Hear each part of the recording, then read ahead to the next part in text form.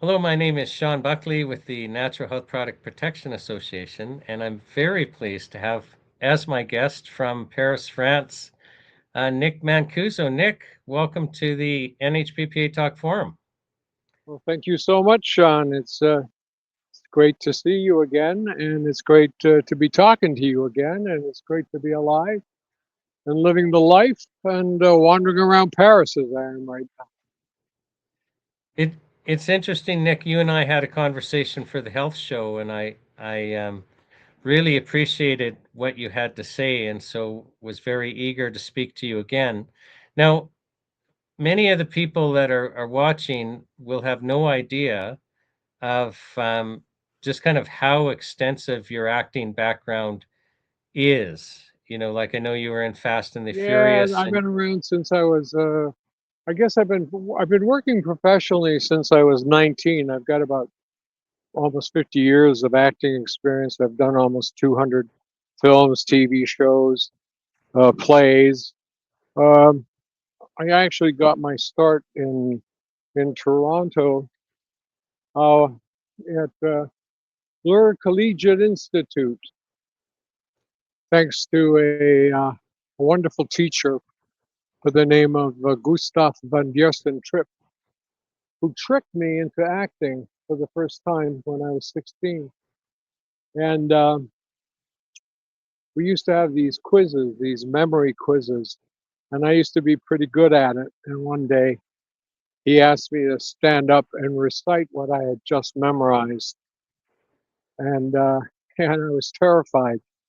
But I did it, and then he clapped his hands together, rubbed them, and gleefully said, "You're going to be joining the drama club."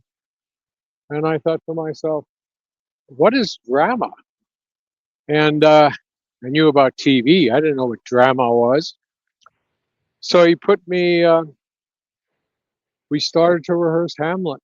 And he made me play the part of Laertes. He made me assistant director. And I fell in love with the theater and I fell in love with Shakespeare. And that year, he took us to see Richard Burton in Hamlet mm, at Massey Hall, and the great Richard Burton. And I was absolutely, I was smitten. I got the bug, and the bug stayed with me. I went through university. I studied research psychology at University of Toronto and University of Guelph, and I wanted to be a research scientist. And but acting was something I did continuously all through high school, all through university. And then while I was at the University of Guelph, I was also at there was a drama department there, and I was taking a minor in that. And then while I was doing my plays, I got offered a scholarship to the National Theatre School in Ottawa, but I didn't want to be an actor. I wanted to be a scientist. So I turned it down, and there's the Eiffel Tower. oh yeah, And I turned it down and continued in my studies. And then I had, I guess, a kind of, oh, sort of a spiritual awakening of some kind during that period of time. And it was very odd. It was while I was doing my thesis. And, uh, and I ended up having this, oh, I don't know how you describe it. I had come up with some crazy, uh, would have been a dissertation uh, idea that my professor of psycholinguistics scoffed at with great contempt because it was based on the theories of a fellow by the name of Alfred Korzybski. Count Alfred Korzybski wrote a book called and Nick, I'll just Science. ask if you can point your camera a little better. We're looking at your Oh, ear there. Thanks. is it bouncing all over the place? No, the Yeah. bouncing's fine. It's just we were looking at your ear. Oh, you are. Sorry. Um, Science. It was a book called Science and Sanity, and from that I came up with this thing that would have demanded use of not just calculus, but statistical calculus, which was a postdoctorate course.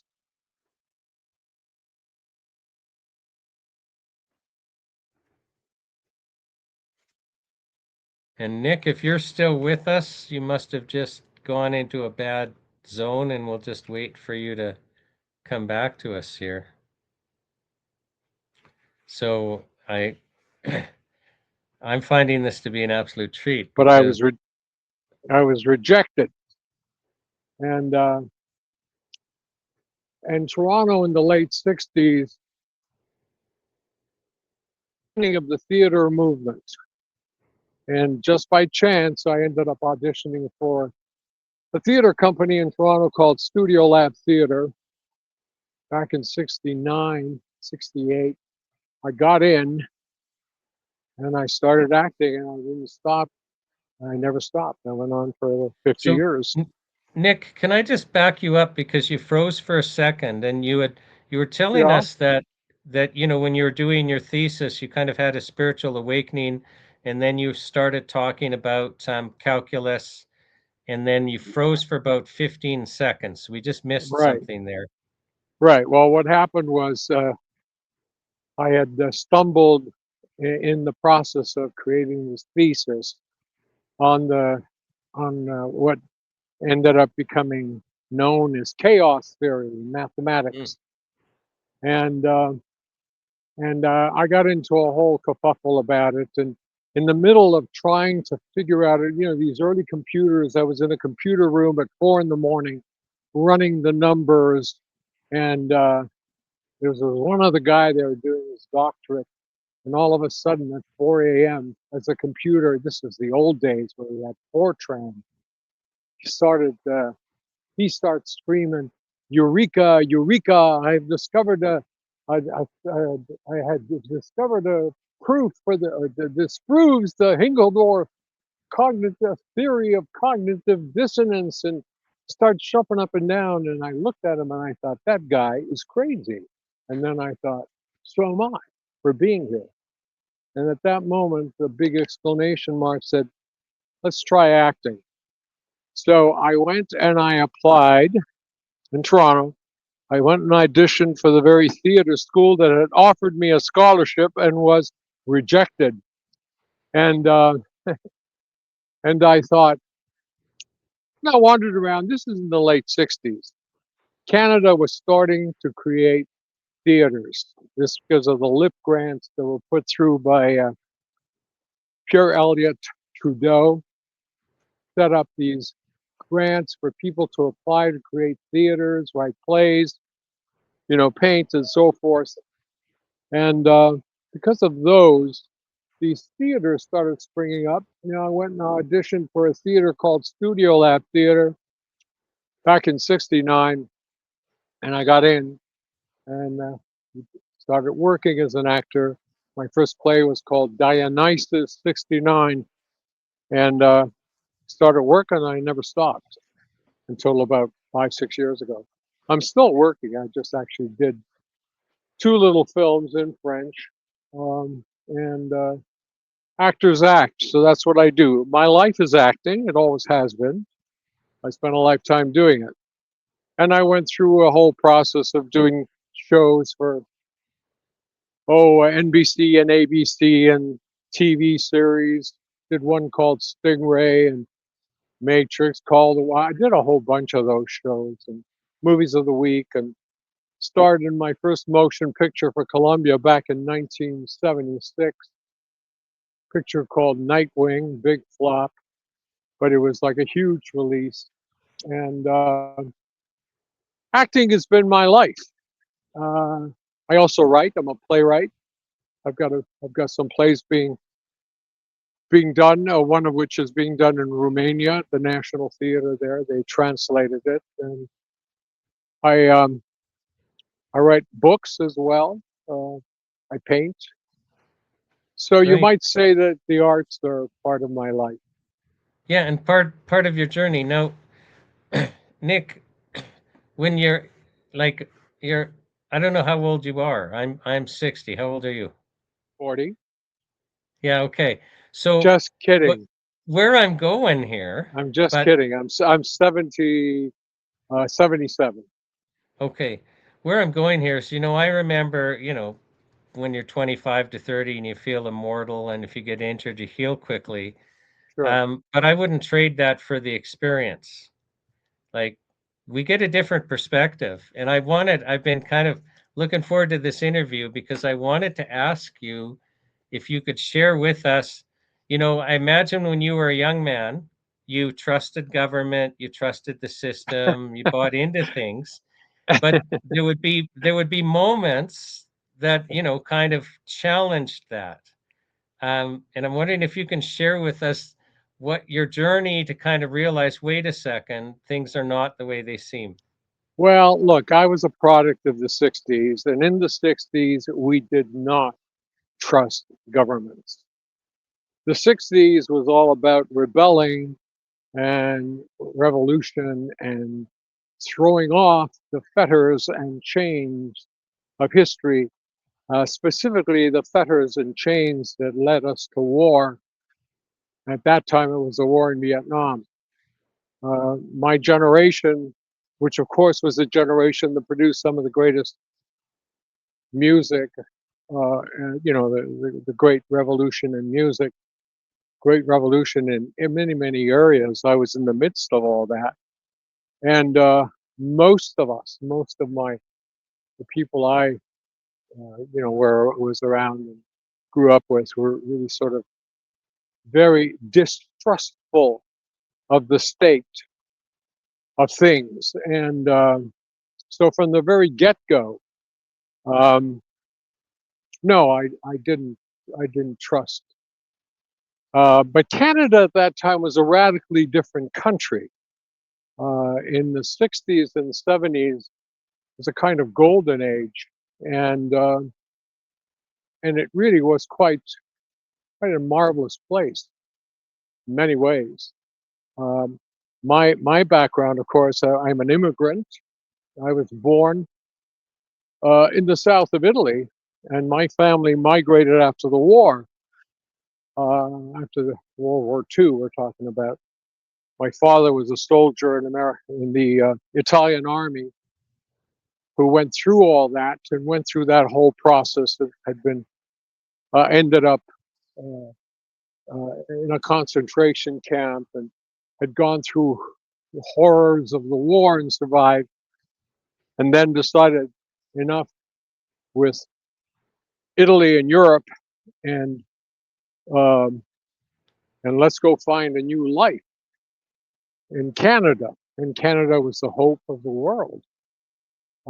So um, so I had a very, very connected understanding to history because of my background.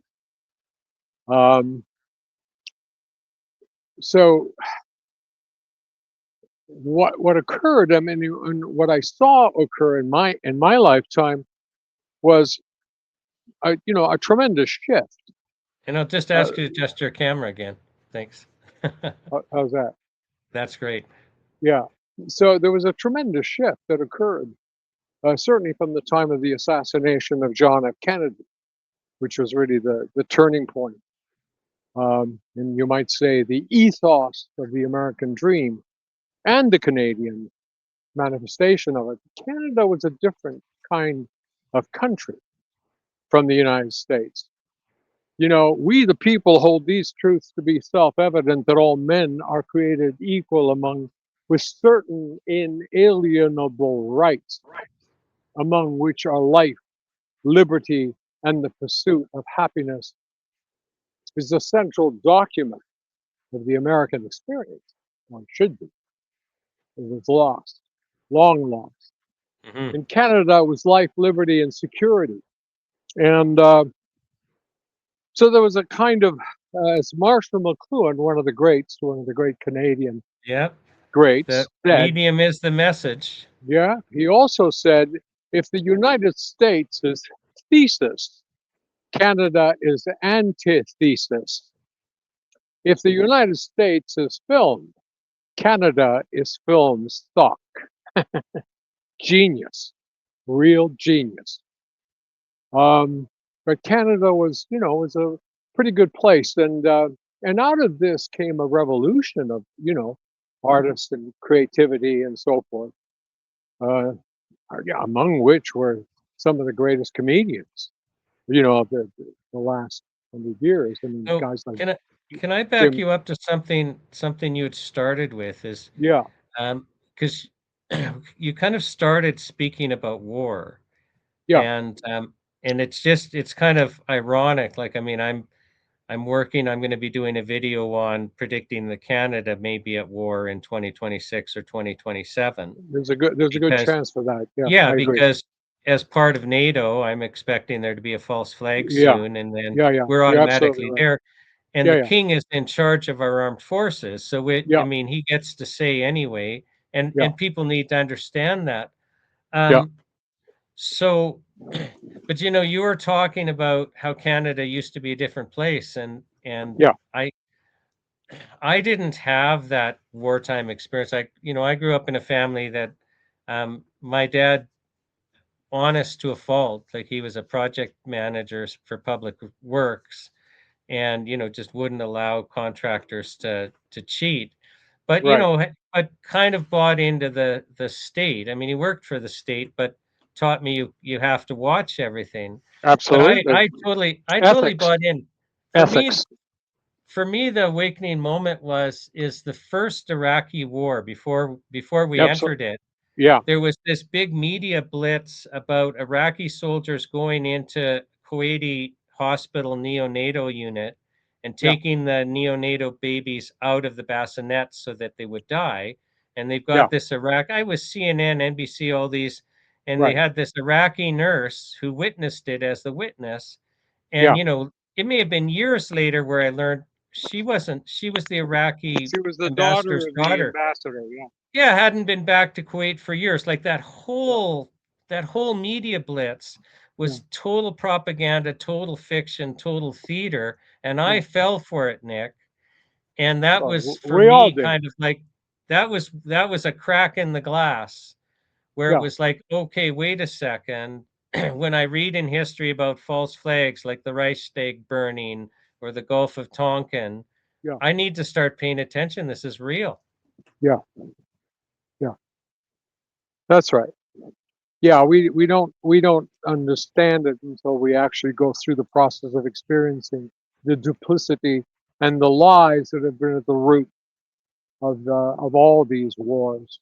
All of these wars are duplicitous and based upon venal and vested interests, specifically financial in nature.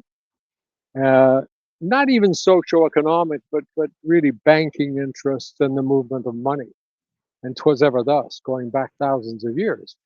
There's a great quote from an old play by Aeschylus back in 600 BC, 600 years, sorry, about 420 BC, 420 years before the birth of Christ. Aeschylus, the great Greek playwright, wrote a play called Antigone. He wrote some of the great plays of history. And in the play, King Creon states the following: money, dirty, filthy money. It is the root of all evil, cause of all shame. It was created by men to destroy men, forcing them to flee to foreign lands in search of it, abandoning their families and their gods. Money, dirty, filthy money. At the root of it is money. At the root of it is the movement of money and how money moves and where it moves and why it moves, who makes it and why. Money and war go hand in hand. And Which that is is its cause. I don't care you say politically, oh, well, this is the war to end all wars. Yeah, fine. Right now in the Ukraine, you and I both know, for example, that one of the things that is happening is deals are being made among the millionaires to who gets what part of the pie. That whole war is the basis of trying to basically eat up Russian assets, creating the excuse that, of course, Russia is the great beast. Russia is not the great menacing beast. Never has been per se. It was during the Soviet era. That was different. It is mhm. now Russia. Russia has never had any particular, has not eyed its neighbors. As far as Ukraine goes, Ukraine was always part of Russia. Historically, Kiev was the actual uh, the capital of Russia at one Hmm. particular point. But this issue, has being propagated as though the nasty Russians. Well, the reality is NATO. It was an agreement. Agreement was made that And we broke it. yes, there was an agreement that after the fall of the East German connected, that NATO would not step 1 inch forward, and it did. It surrounded it. Poland, Romania, Czechoslovakia, Estonia, Lithuania, etc. Boom, bases, NATO bases with missiles. Pointed where? Pointed where? Soviet Union didn't exist anymore. Towards Moscow, of course. About 16 years ago, 15 years ago, Putin, whatever it was, asked that Russia become part of NATO, and of course was laughably refused, denied. Why shouldn't it be? It was no longer the Soviet Union. This military alliance was created against the Soviet Union. The Hmm. Soviet Union is gone. So what is this about? So clearly there are more things in heaven and earth, Horatio, that are dreamt of in our philosophy, meaning clearly there are agendas we know nothing about. The movement into Afghanistan, I read a book by Buckminster Fuller, one of the great minds of our time many years ago, a book called Critical Path. Back in 1981, this book was written. He died 1982 at the age of 96, and one of the great minds, the inventor of the geodesic dome, Hmm. among many other things. And in the book, Critical Path, he outlines the next 75 years from 81 onwards. In that book, he states there will be 5 wars coming up in the future: Iraq, Libya, Kuwait. And he literally in 81 talks about these wars that are going to occur. It will end, he said, with Iran. This is the big plum. This is in 81. And he Hmm. states in that book that Afghanistan is the center of the planet, and whoever occupies Kabul has top position on spaceship Earth. Now, why? Why? Why would Afghanistan be the center? Well, it turns out if you look into it and you start examining what's really going on, is that they were building pipelines down to the Indian Ocean or whatever through that area. It had to do with pipelines and the movement of oil through that region and the importance of it. The very first thing that they did when they invaded Afghanistan, attacked Afghanistan, Enron was there building those pipelines. Enron, which was run by was it Hmm. Rumsfeld or Cheney? I, we're getting So, we're getting a little off topic. I want to yeah, circle us back to the yeah, go, current state of yeah, war because you're in France and I think France is kind of DEFCON central right now in wanting war. yeah. Um, but it's interesting. So I think people don't understand just kind of how the narrative is manipulated by the Well, what I'm media. pointing out is that that narrative has been manipulated for a long, long time. Yeah. And the continuation of the narrative basically is to make war. And this is unfortunately, I think, where we're heading. I agree with you. I think by next year we will be at war, and NATO will be involved. And there was a prediction made by Albert Pike. Do you know who he was? Albert No. Pike. Albert Pike was the head of the Masons in the last century, American Mason, and renowned figure. He wrote a letter to Giuseppe Mazzini. Mazzini was the head of the Italian Masons and also the founder of the so-called unification of Italy, which was actually a genocide and an invasion of what used to be my country, which was known as the Kingdom of the Two Sicilies. From Naples to Sicily was a nation.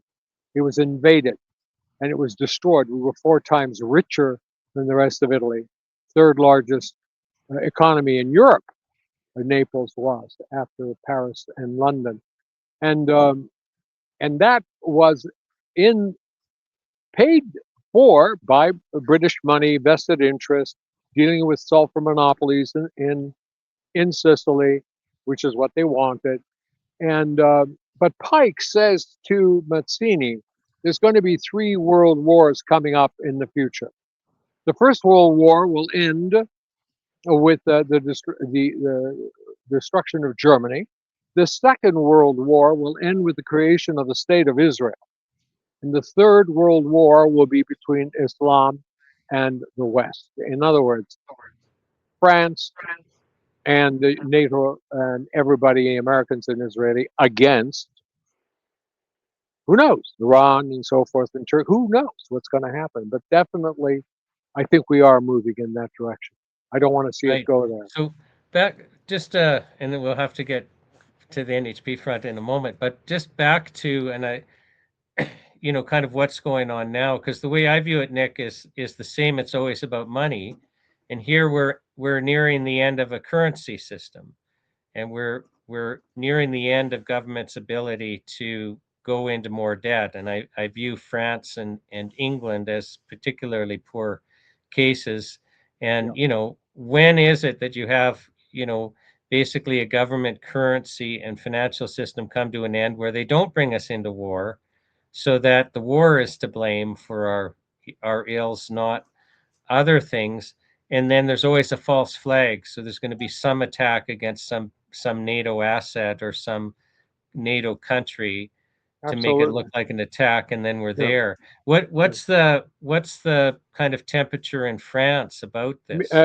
Lukewarm. It's just a lukewarm temperature. It doesn't look like very much is happening at all. It's just kind of, it feels a little dizzying, a little kind of, it's very quiet.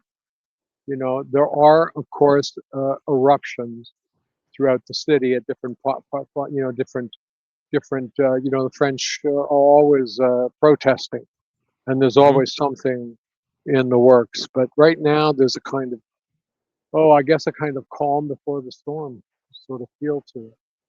Um, yeah. Um, but yes, you're absolutely right about the currency issue. That's at the root of it. There's you remember Ezra Pound, the great American poet. You remember him? Mm-mm. You don't? He was one of the great American poets, and he was also the teacher of people like T.S. Eliot, even Hemingway, Mm. uh, and Ezra Pound was here in Paris just before World War One, an American, and he was he he was Paris was a hotbed of creativity at that time. Surrealism came up, the movement, the absurdists, the cubist painters, Picasso, all that stuff was Hmm. happening there in Paris. It was just a cauldron of creativity, and Pound was part of that. And then all those guys, a lot of those guys were killed in World War One. They were sent to the trenches, and Pound went into a depression about it and began to look inset and investigated, why did this war happen? Why did World War One happen? Period. And of course, he discovered it all had to do with the money and the banks and who was doing what and so forth. And he had books written about it. He ended up actually becoming a fascist in Italy during the war, doing propaganda against the Americans. And after the war, he was arrested, tried for treason, and then let go because of, quote, insanity, and put in a nut house. And so this dance has been going on for a long time. Yes, currency and shit. And are we going to go to digital? Hmm. And now China is absolutely the world leader, not just economically. It is the world leader militarily. Its armies, its navies, and so forth have superseded anything. So, what kind of a dance are we talking about here? Well, You and know, and you figure also from a demographics perspective, they're going to be they're at their peak militarily and economically, and that's now going to decline because of demographics. So if there's ever to be a showdown or a move, it needs to be in the next 5 or 6 years. right, right, right. Yes. So, So yeah, yeah, yeah. Let's move into the kind of the medical field, just because we are in right, an NHPPA show. Although, right, um, right. but this That's is valuable because it's all part of the same picture. it's all part of the same picture. The entire drug industry is very much part of the big picture because it's very much part of the great profits that are being made. The military profits and drug profits are all And interconnected. and the illusion, and like, because what gets me, Nick, and I know you can talk about this, is like, I run into people, and I used to be this way. It's kind of like, well, we've got this medical system, and it's the guys in white coats, and they know, and it's all science, and the rest of this is snake oil. And most, like, now I view this as just legalized torture. Can I share with you a Yeah. story that happened during this health show? Oh yeah, Like, yeah. we interviewed you for the health show, so everyone watching this interview, go and watch, Nick's interview about his health journey. Right. But so we're in Grand Prairie, and we're having a live event, and there's this lady there named Karen Peters, and she shares with us how she had rheumatoid arthritis, suffering terribly. Like, she described it like having golf balls in her feet, and her hands are twice the Very size. painful. Yeah. And the medical doctor says to her, there's no cure. This is a progressive illness. So Right. it's Right. going to get worse. You will end up in a wheelchair, and it will kill you. Right. But let's try and slow the progression with drugs. Well, one of the chemical drugs he puts her on is methotrexate, which is a chemotherapy drug. And so she describes that weekly she's getting injected with this chemotherapy drug. She's actually doing the injections herself for Right. 2 or 3 days, or 3 or 4 days a week. She's so sick from this, she's Yeah. actually wishing she was dead. Yeah. She's still suffering with rheumatoid arthritis.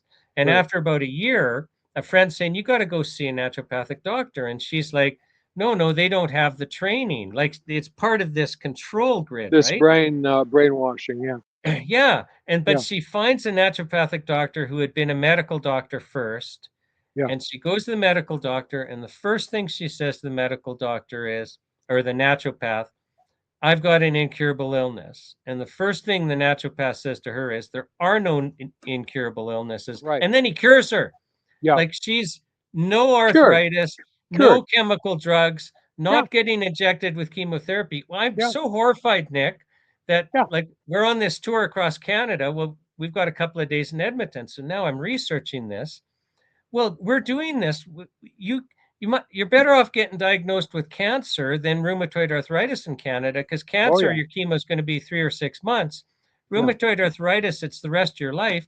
And this naturopath said that methotrexate would give you cancer. I'm sharing this story on Parliament Hill on October 25th Oh yeah. because we're dropping off these petitions to an MP. I share this story. The event's done. We're packing up. This lady comes up to me and she's weeping. She's weeping, and she says, you told my story, except I lost my breasts to the methotrexate. So she had rheumatoid arthritis. They put her on this methotrexate.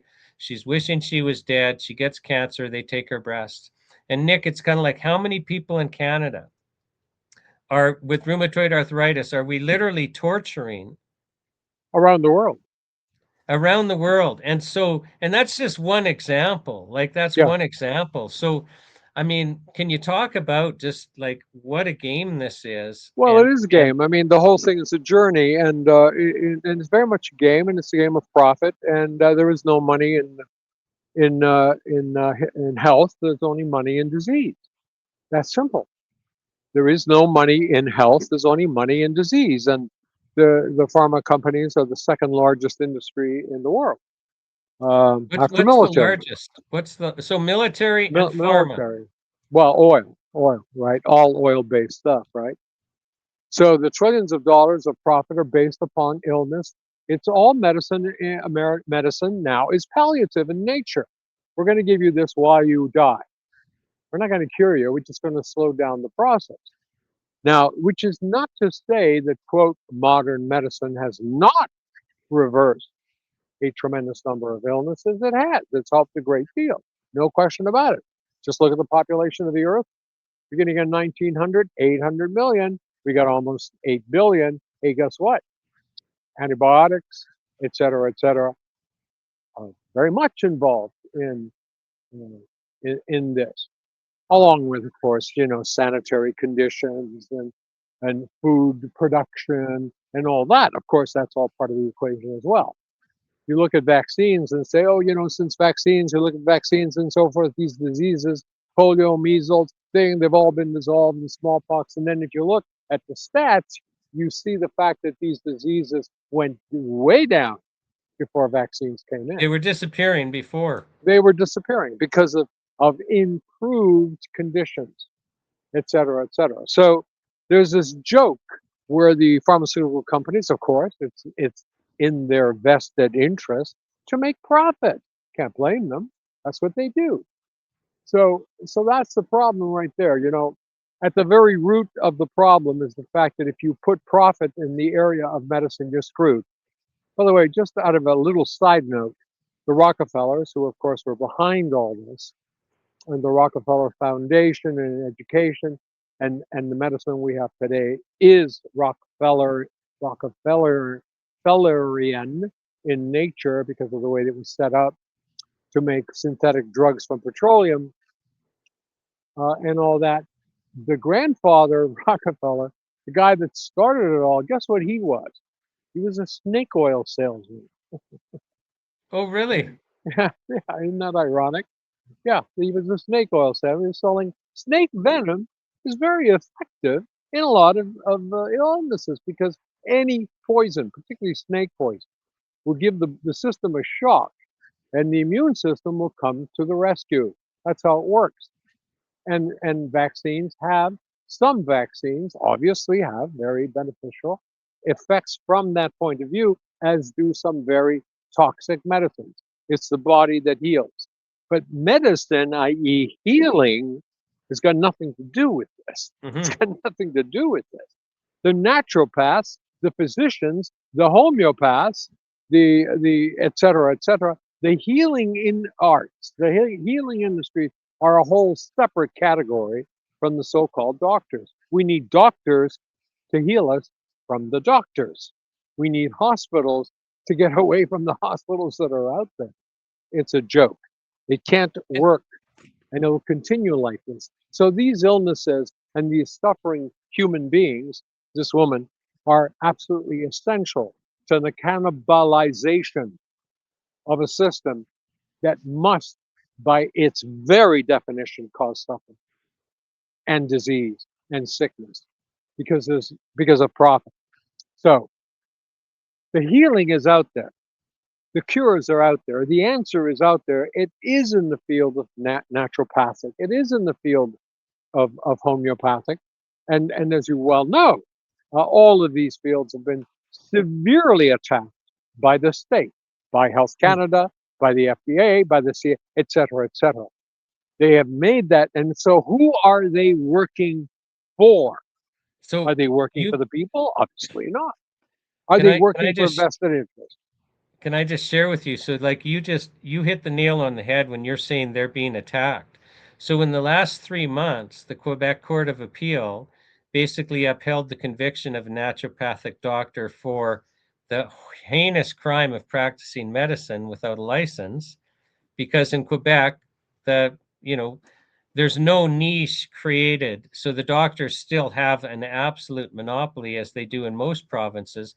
And a few provinces have carved out little niches, but they're all afraid to, ever step out and say things that go against public health or the Oh, like. they're absolutely And terrified. I mean, during the COVID period, for example, I'll give you an example of how bad it was.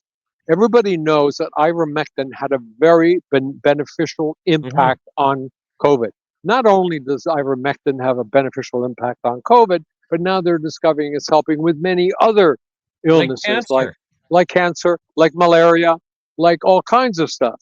All kinds of because it opens up the microcapillaries of the body. That's what it basically apparently does. So what happens is so of course they do this big campaign about ivermectin. Oh, it's just horse dewormer, and they do this whole, which of course they do, and they spend tons of money. Everybody goes, oh, you're not going to take ivermectin? That's ridiculous. Why? It's just, et cetera, et cetera. And then there were doctors in Canada and throughout the world that knew that ivermectin worked and used it and healed their patients and saved the lives of thousands, if not tens of thousands of people, um, by not taking the injection and by taking ivermectin. And I was telling my sister about it, and I said, "You've got to get some in Canada." She said, "Well, I can't," and so forth. So she goes to her doctor, and the doctor actually had a sign on her desk: "Do not ask me about ivermectin.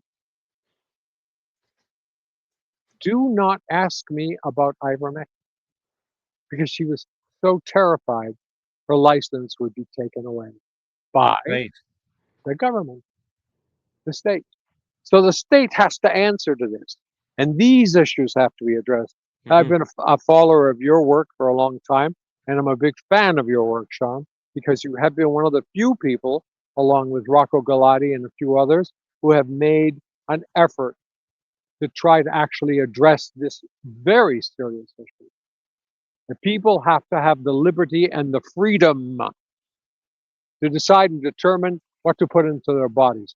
Thomas Jefferson, at the very end of his life, he said, when a nation can dictate what it can or cannot put into its body, all other human rights are suspended.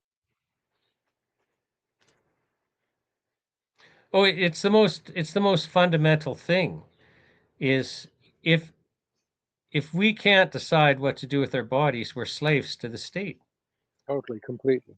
I mean, we might as well get ear tags like cattle and just Oh, we are. accept that we have no sovereignty. Nick, what do you think the answer is? Like, we know the problem. The problem is big Well, money is. knowledge. The problem is ignorance again. The people that are in government needed to be educated in these areas. I didn't know anything about this stuff until I got sick. Well, why would any of this make any difference to me? When Mhm. you're not sick and you're wandering around eating hamburgers and drinking Coca-Cola, and you have all the energy in the world, you don't think about this stuff. You've never been sick a day in your life. You don't know what diabetes is, or Hashimoto disease is, or cancer, or anything like that, or rheumatoid arthritis, or any of that. So by the time you get to know about it, which of course is later on in life, it's too late. Can't do very much about it because you're already sick. And then, of course, comes the money issue. This stuff takes money, and all your money is gone, and your health is gone. Oh, great routine. So, government is there supposedly to protect the people from such disasters. That's why we have government. That's the agreement. That's the social contract. Its its purpose and its responsibility is that. But how can you do that if the people are ignorant? If the very people that you have elected don't know the difference between X and Y and Z because they Mhm. haven't been appropriately educated? They have no personal experience, one, and two, the books they read don't doesn't really tell the truth, doesn't really tell the story. And meanwhile, they've got this massive propaganda surrounding them, talking about how, oh, we've never lived better and we've never lived longer, we've never been healthier, vaccines are the reason, and these drugs are the reason. It's And this, don't you and dare, by the way, don't you. this is also, by the way, the responsibility of the artist. I mean, in my opinion, at 100 years ago, guys like Ibsen were writing things like what was the play? But it was about this very issue. That was 150 years ago. Had a gap? No. Anyway, the artist has to address these issues. I mean, there've been a few films done, like uh, the Silkwood Story, and there've been a few films that have talked about the toxicity issues, which are absolutely central to this Mhm. disease epidemic. And we have a disease epidemic. We have a chronic disease epidemic. Robert Kennedy Jr. was absolutely right. Mhm. When he pointed chronic illness at the time of his uncle in the United States, chronic, i.e., sustained, et cetera, was something like 0.02%. It's now 60%. Yeah, and 60%, I just think like, like 57% or 54% in children like 12 and under, which oh, you'd think the whole nation would be stopping to figure that one out. Nick, can you share with us, because some people watching, you've been talking about, well, you don't learn this stuff till you're older, but can you share some of your experiences with these so-called illegal non-medical healers that have made a difference to you so that Well, people well, understand? I mean, for me, like I said, my process started when I was in my early 20s. I was doing a show at Toronto Free Theatre, now known as Can Stage, and I started getting sick. I started getting completely arthritic. I had to do all these jumps and leaps and kicks and all that, and my knees were, and suddenly I'm crippled, and I'm going, what the heck is going And on? you're like in your early 20s. I'm 21. I'm 20, Yeah. 21, something like that. And I'm doing a show called The Collected Works of Billy the Kid by Michael Ondaatje, and I have a 20-minute speech in at one particular point, and I'm getting nauseous, and finally I actually passed out. Um, I passed out during the monologue. I mean, I literally fainted, and I managed to finish the show. And I went to the doctors and said, what the hell's going on? You know, my stomach, and I have intestinal problems, and I got all kinds of stuff going on. And they start doing tests, and they say, well, we don't know. Your liver is inflamed, or this has happened, your bloodstream is doing this. And I said, well, what's going on? We don't know. Well, then finally got to a point where I could hardly move. And I said, am I going to die? Am I going to die? And they said, well, we don't know. So I thought, what the hell? So at that point, I began to start looking into try to find out what the hell was going on. I ended up just by chance in the office of a very old, wonderful homeopathic doctor, Dr. McLaren, I think his name was.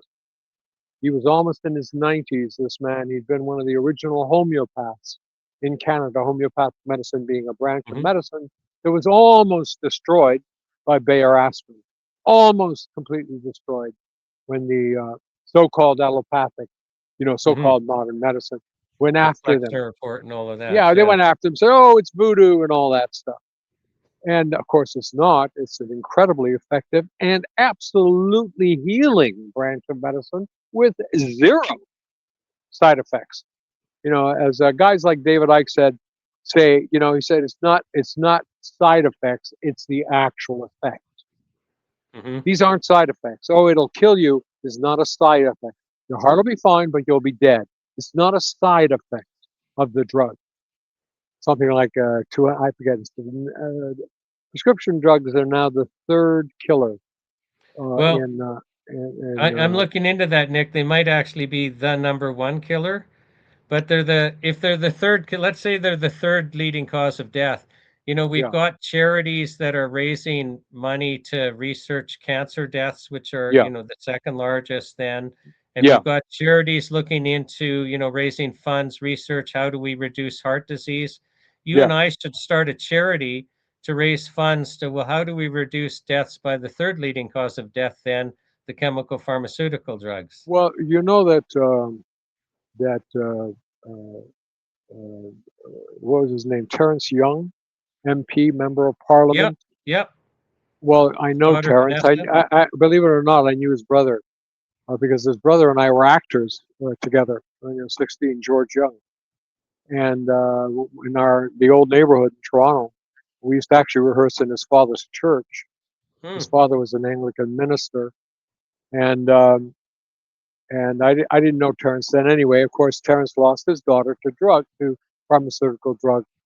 Vanessa, Vanessa yeah. died, and he managed to get the Vanessa bill passed that drugs have to have a civil, a committee to examine them. I don't know what's happened to that, Well, but that law is yeah, now being used to attack NHPs. I I've know heard now they're using it. anecdotally he's horrified. I know they're actually using the very thing. Yeah, exactly. They've actually weaponized it against the very people that can actually help.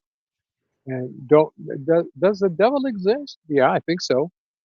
And anyway, to get back to how I got into this. So what happened was Dr. McLaren walked into his office, takes one look at me. He says, do you have diabetes in your family? I said, my father. He said, you're pre-diabetic just by looking at me. He then prescribed a homeopathic remedy, valeriana, I think it was, which is made from Valiant valeriana root, but homeopathic. minuscule molecular amounts of this stuff is how homeopathy works. The highest frequencies of homeopathy have nothing in them except the milk sugar. It's energetic in nature. Oh my gosh, how's that? Voodoo. No, it's not. We are energy. We are energy. It's all about energy. Wake up. So anyway, I start taking it and I start feeling better. And the next thing I know, and about a month goes by, it gives me some herbs, and boom, I'm back to normal. And I go back to work. I was off work for about 3 months. I couldn't do the next show because I was too crippled to do it. And then I was back. I was never quite the same, however. I was always sensitive. I'd be around any kind of chemical or anything like that.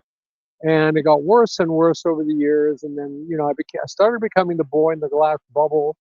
I couldn't stay in certain hotels because the carpets were cleaned with these chemicals. And Hmm. if I was around, so I developed these allergies, and it got worse and worse and worse. And then finally I discovered I was full blown 100% diabetic 40 years later, 42 years later.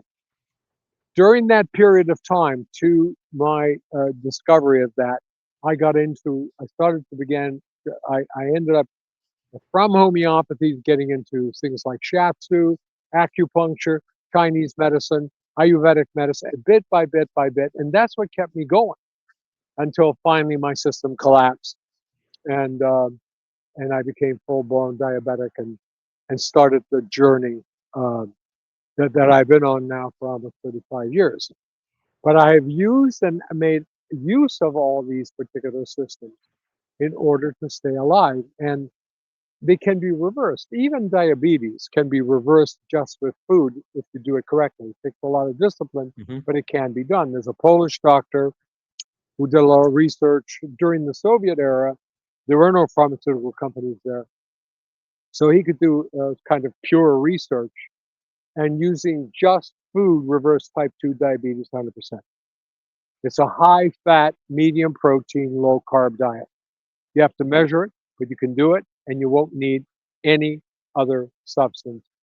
And you can reverse it. You manage to reverse every disease except for two. It's a book called Homo Optimus. You probably won't be able to find it. I have one copy of it. I'll send it to you. Translated from the Polish. What I'm saying is the answers are out there.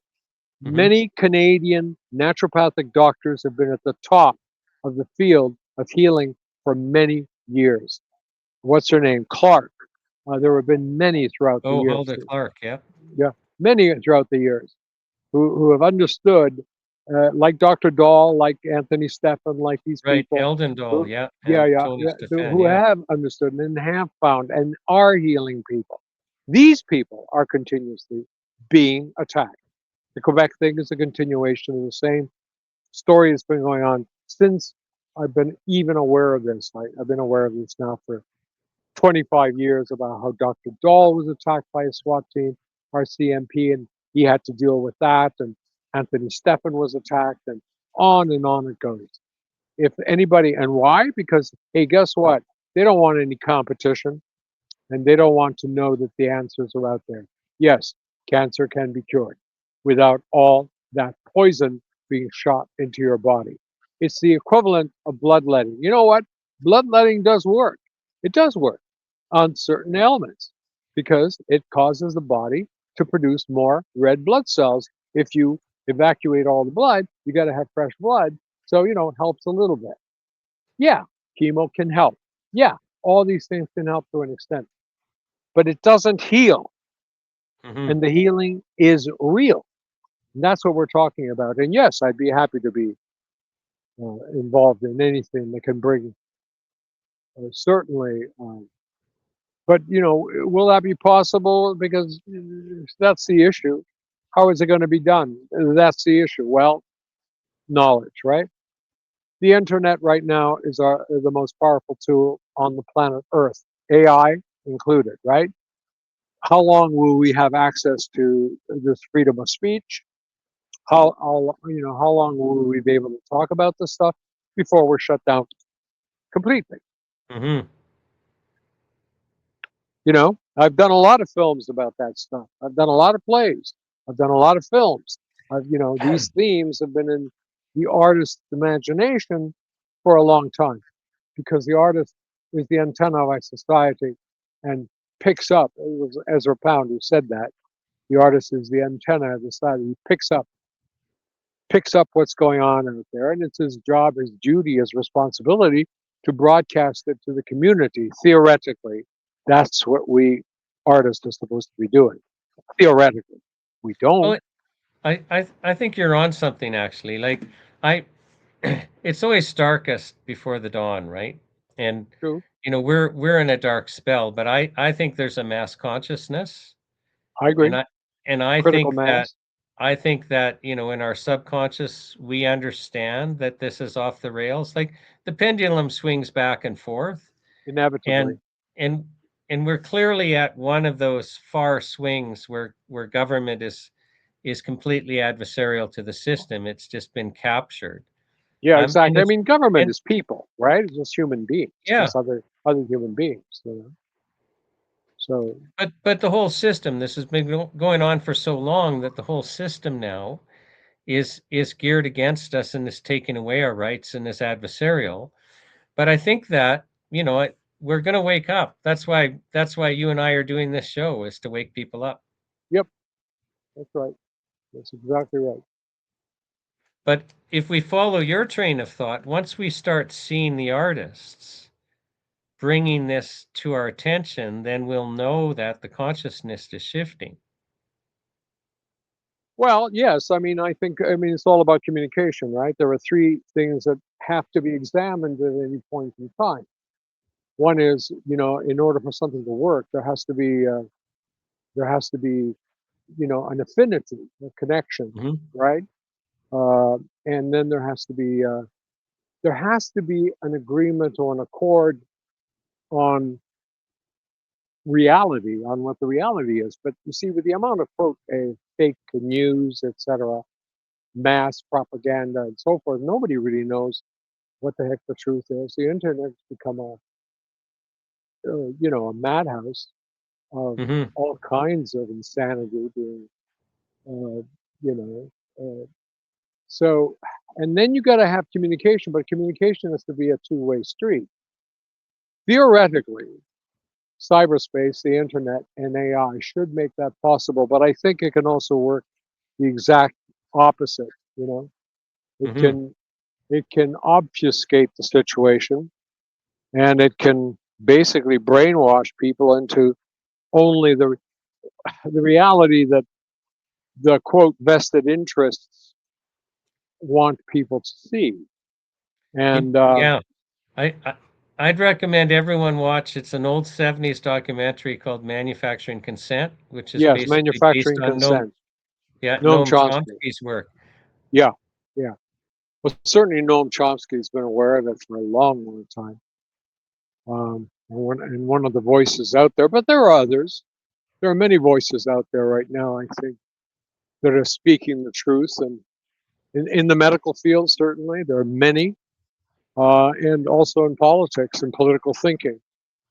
So there is some hope, I hope, Well, but I think there has to be, Nick, because you used the figure earlier, like it over 60% of people are chronically ill. yes, according And to the stats, yeah. yeah, and I mean, I think surely I'm hoping that's a critical mass because people know then the system's failing them. And I don't know what it's like in France, but Oh, really people our are pretty major. awake, yeah. The French are pretty awake about all this stuff. They're pretty educated. People read here all the time. That's another thing. People have stopped reading books, Hmm. and knowledge is what it's about. And the whole internet thing and all that, and Facebook and all that. But people need to read, and people need here in France, people read. You'll see people reading in a park and the subways, and it's very important to get the knowledge out there. If the knowledge can get out there, then yes, I agree. There's hope. But Yeah, you know, so that's what we're hoping for, is just to get the information out there and let people know what the truth is. And like Christ said, the truth shall set you free, right? The truth shall set you free. He also said, sufficient unto the day is the evil thereof, which means you're only going to get as much shit as you can handle. Yeah, well, and You know, it's interesting. There was a slave that later became free, Epictetus.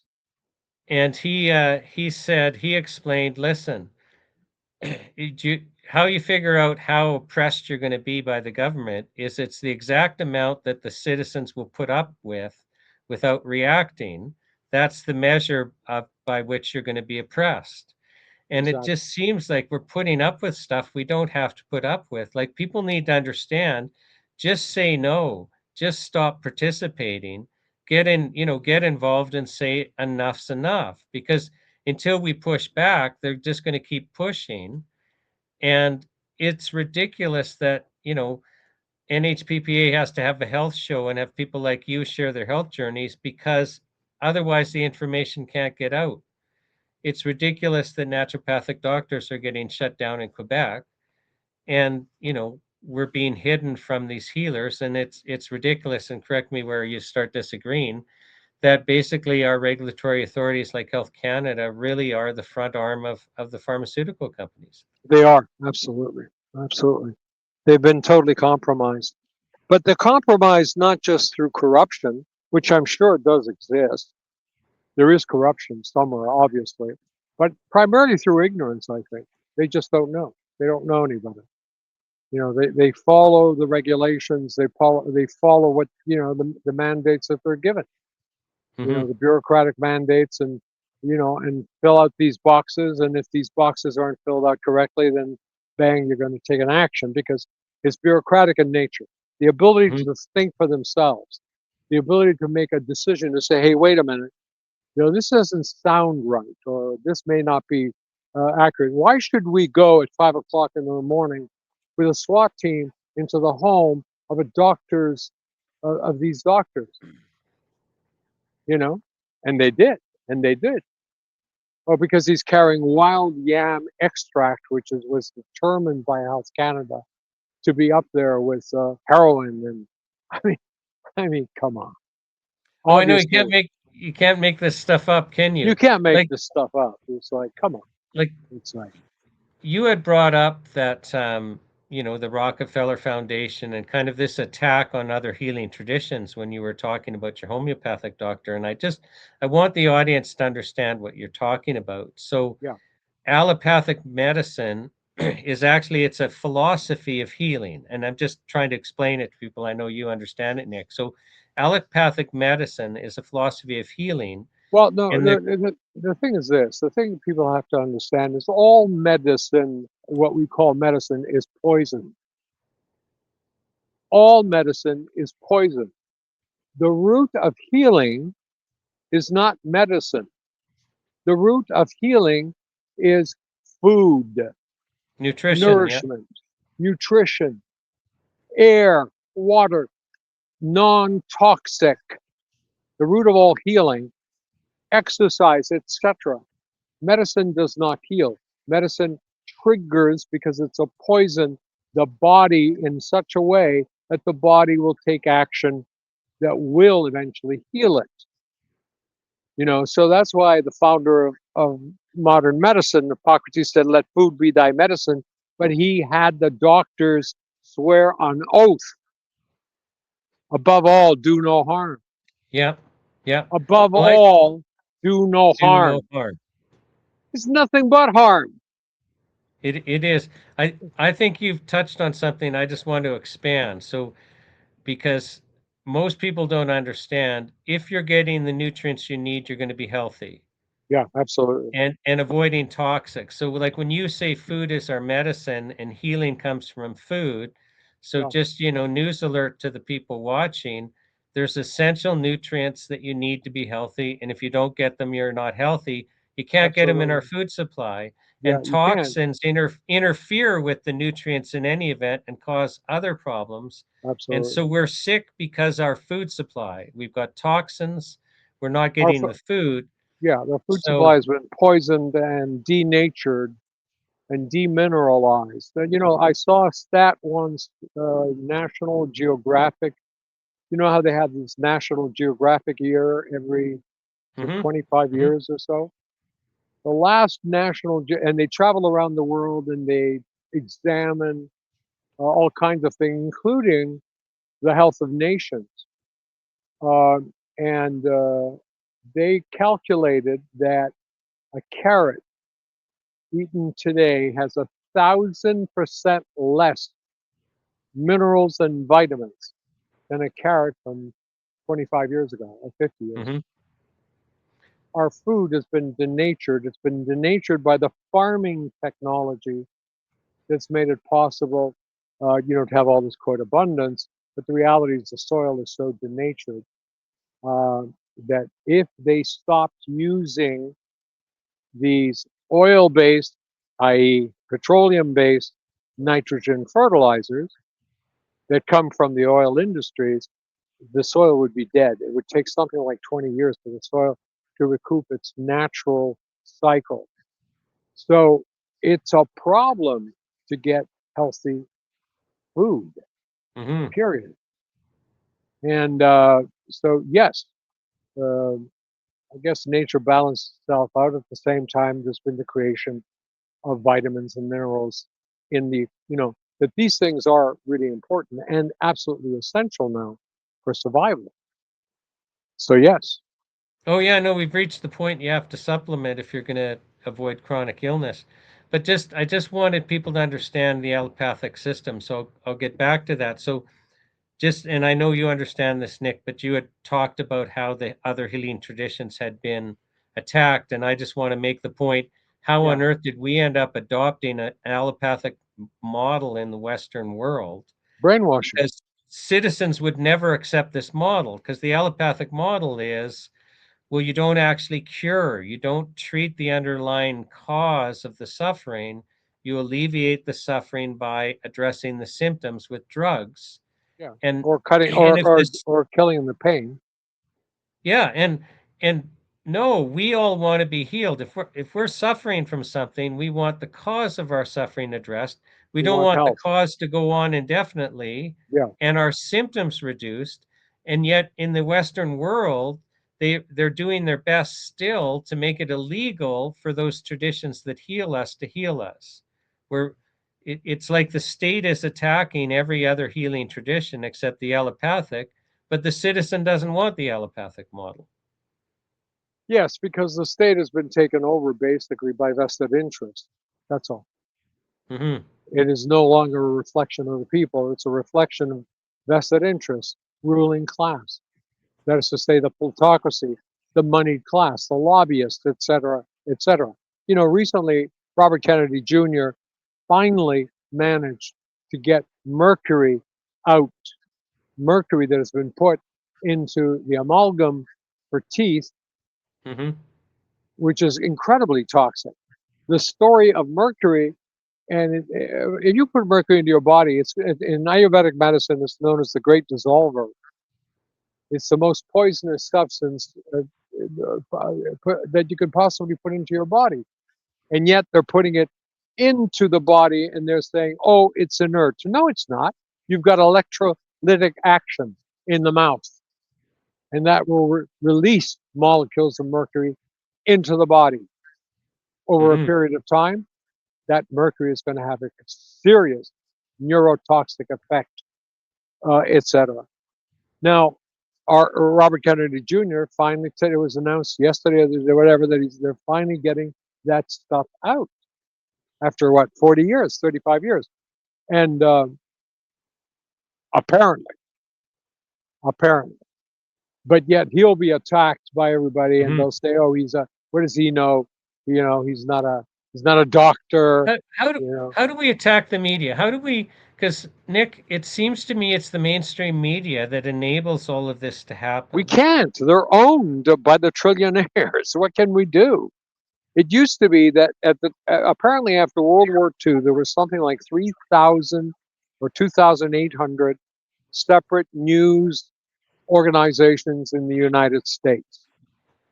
They're now less than 7 or 8. They've all been bought up, monopolization. They're all owned by the same people. Hmm. BlackRock, Vanguard, those guys.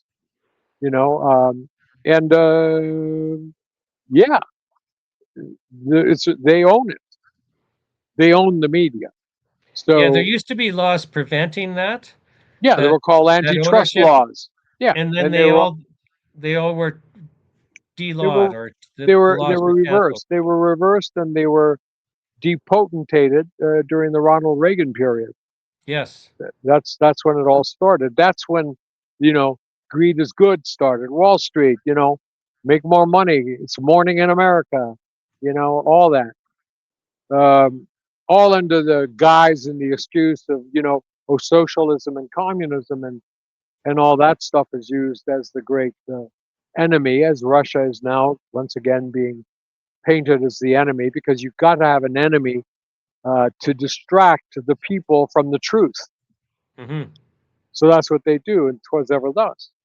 So the question is how to get the information out. I don't know. I just don't know. Yeah.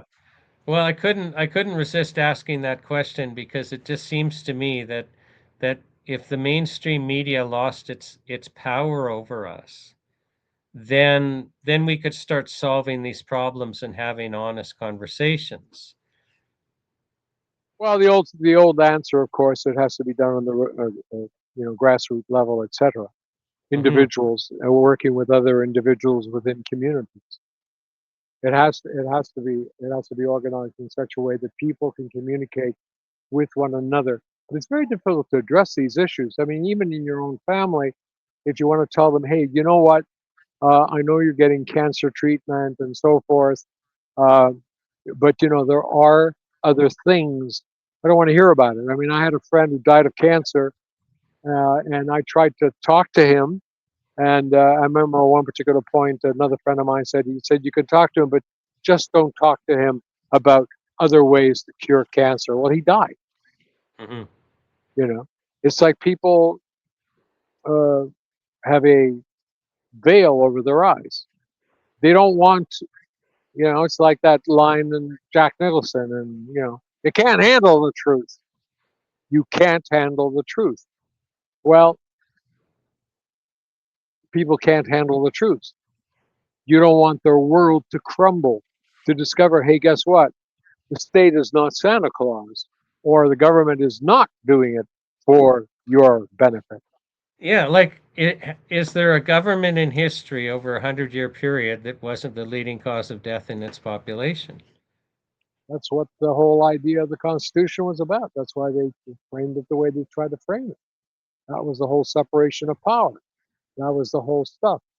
But, you can write down anything you want, but if people aren't willing to follow it, you can't force people to obey laws that they instinctively don't feel in their gut. You know, you can't. There's an old Taoist, um, and I'm sorry to go on about this, but there's an old Taoist statement.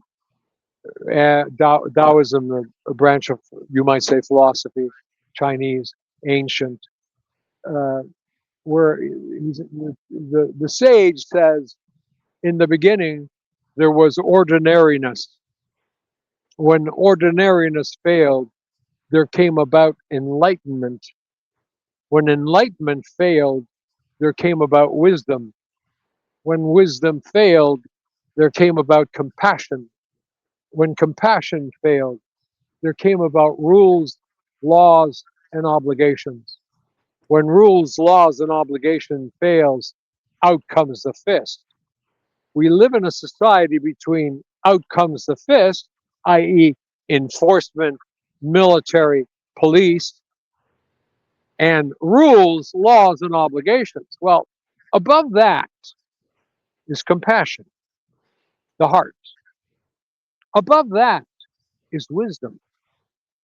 Above that is enlightenment. But at the very height is ordinariness, normal.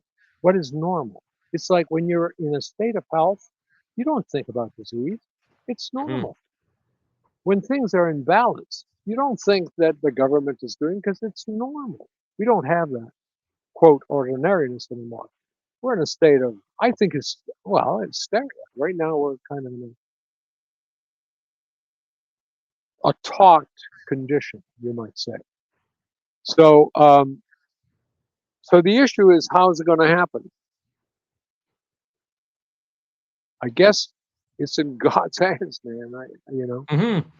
It's in God's hands. So like turn it over to God, turn it over to a higher power, believe. And I don't mean take your hands off the wheel of the car, obviously, as it's going 100 miles an hour. Quite the opposite. We've got to guide that car, even more the faster the speed. So alertness, awakeness, but for all that we need health, and we need Hmm. mental health. And do we have that? That's something that hasn't really been addressed. How much of this is a consequence of the people's inability to think, people's inability just to be able to have a moment's peace so they can think, so they can connect when they're running around barely making it, working 12-hour days, barely making it, right? Well, and the distractions have taken a new level with social media and these Oh, yeah. phones. Well, of course, of course, of course. So, yeah, it's it's the old Chinese curse. May you live in interesting times. Well, we are living in very interesting times, John. Well, I think And I think Nick, that throughout history, people wanted to experience this time. Like I because I think that we're in one of those transition times. Like it has to be bad before you have a transition. always, And so I think we're in one of those transition I agree. times. And because the world, we can all communicate and, you know, despite all the lies and layers, find some truth, that there's a real opportunity for us to do things in a better way. It kind of try the next thing, right? And Yeah. then usually that's good for 150 years before it's totally corrupted and they need to do it again. Well, the ancient Hindus, the Vedas say that we are in the age of Kali Yuga, which is a great dark age, the age of irony. And we are in the exact sort of antipode from the golden age, the age of gold. We're in the age of lead, you might say, or steel. And that means, therefore, that we're moving up, back up, the age of Mhm. Aquarius, as my generation sang, this is the dawning of the age of Aquarius. It is. It's the dawning of the age of Aquarius. And like you said, it always gets darker before the dawn. So Mhm. I think that's part of it. So let's enjoy it. You know? Yeah, and the reality is, you know, you kind of get out of this what you put in. And Yeah. I like that you were doing these layers. If we started using compassion and loving each other, we're going to get that back in our lives. That'll lead to And wisdom. that's what it's all about. Nick, Yeah. I'll let us go just because we've run almost an hour, 20 minutes. I could God talk to bless you you. all day. I God just bless you, love Sean. talking to you. I love talking to you. Love your questions. I love doing this. And, all I can say is peace to the world, goodwill to men. It's the holiday season, as they say, and Merry Christmas to everybody. And let's all hope that the new year will Well, bring the light. It always does. And health, above all, health. And from that comes happiness. So God bless you all. We'll thanks, Nick. talk God soon. bless. Bye, Sean. God bless you. Bye bye.